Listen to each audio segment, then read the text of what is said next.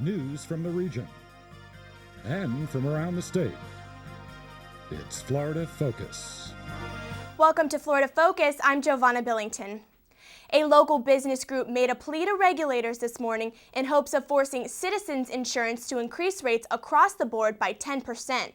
Associated Industries of Florida says there's no way Citizens will be able to pay the claims of policyholders if a big storm hit Florida.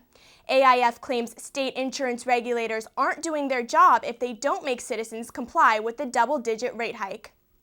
A top lawmaker wants to hold a special session to discuss rail activity in Florida. Ashley Brandon has more in the newsroom. That's right, Jovanna. Florida Senate President Jeff Atwater wants to hold this session in December to try and get a deal signed with the company Sunrail for a 61-mile commuter service in Central Florida. Now, the previous two rail proposals have both been denied. Here are some of the numbers from the latest one.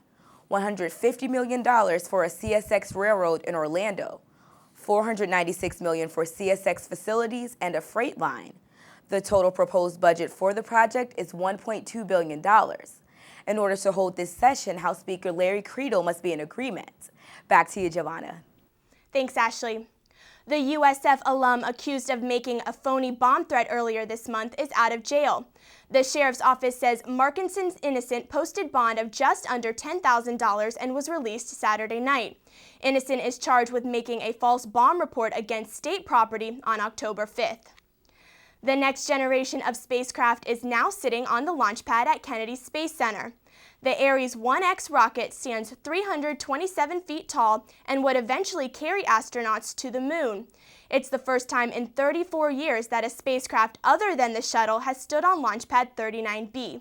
The Ares 1X is scheduled for a brief test flight next week. And finally, a Gulf Coast man was chilling out after an attempted burglary. Investigators say Timothy Dean St. Clair fell asleep in the freezer of a pub he tried to rob.